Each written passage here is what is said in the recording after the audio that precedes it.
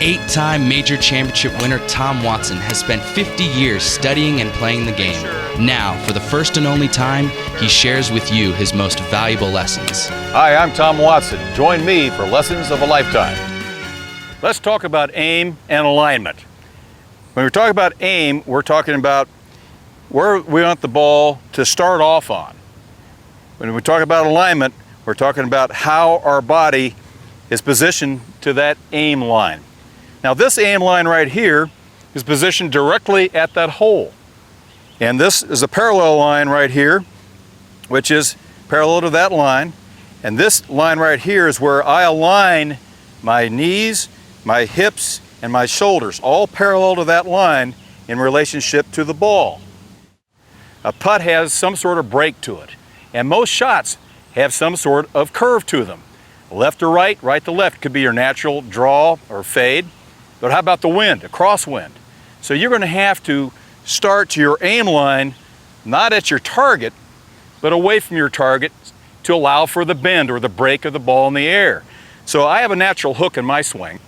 I have to change my alignment to allow for the start of the ball to go to the right of the target and then curve back to the target.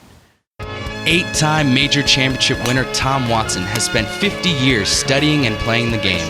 Now, for the first and only time, he shares with you his most valuable lessons. Hi, I'm Tom Watson. Join me for Lessons of a Lifetime. Here we are in what many people are very afraid of, the bunker. We're going to talk about the basic bunker shot. What most people have in their bag is a sand wedge. A sand wedge is designed to hit the ball out of the sand, and the reason is that it has a flange. The flange actually is higher in the back of the club than the leading edge. And that's where you want to hit the sand. You want to hit the sand on the back of the club like this, so it skips through the sand. One of my all-time favorite sand lessons came from Claude Harmon, who taught you how to get out of the bunker with only one hand. What he was trying to achieve there was to hit the sand with the back of the sand wedge like this with an open face, and make sure that the handle of the club, the grip of the club, never either led or came from behind like this. That's a death for a sand shot, is either have the handle too far ahead or too far behind. By doing it with one hand, the club always came back to where the handle was pointing at the middle of your body. Doing it with an open face produced results like this.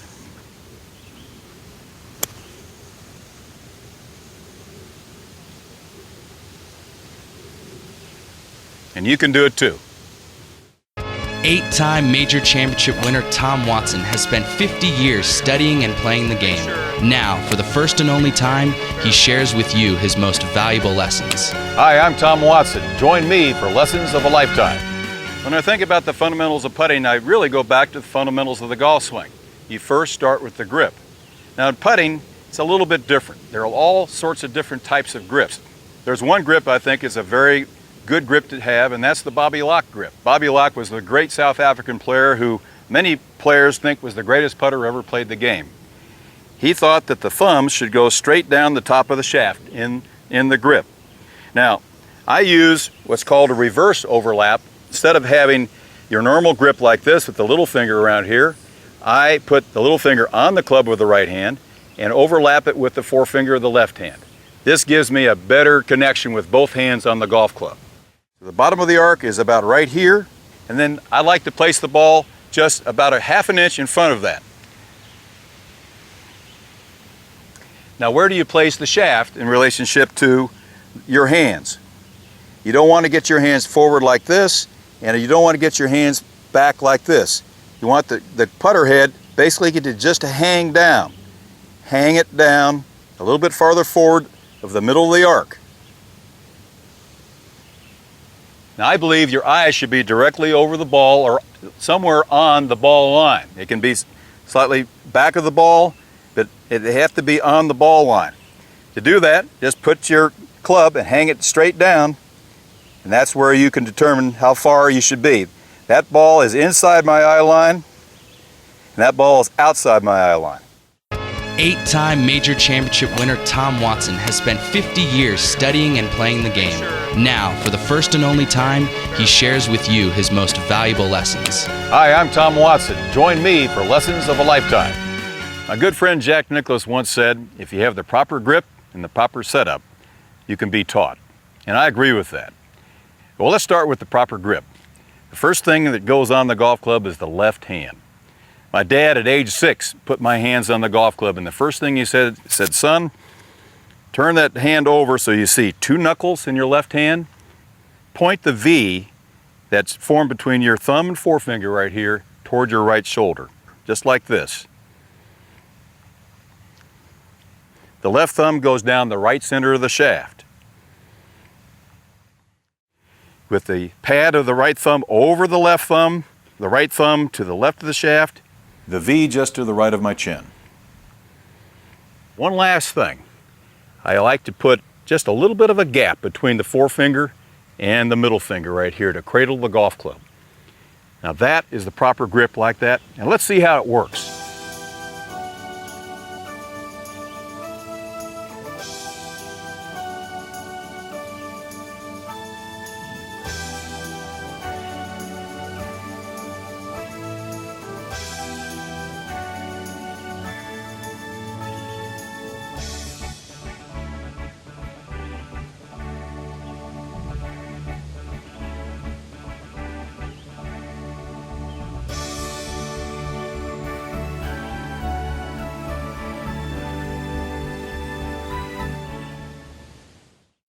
8-time major championship winner Tom Watson has spent 50 years studying and playing the game.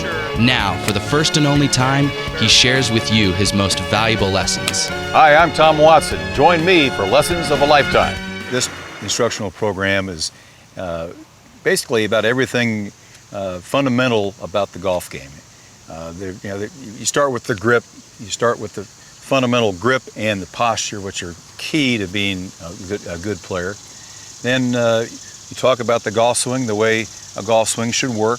Then you add uphill lies and downhill lies, bunker game, chipping, putting, and that's basically that's the parts of the golf game. It takes lessons from all the way back from my father and Paul Weiler, the pro at the Kansas City Country Club, to Stan Thirst, my great friend and mentor, when I met him at first at 11 years old. And then I remember caddying for Stan when he played an exhibition with Billy Casper and Gene Littner and watched Billy Casper do certain things. And go all the way up to watching Jack Nicklaus and Arnold and Lee Trevino in particular, the way Lee could maneuver the golf ball. And all the way up through Tiger Woods and watching Tiger.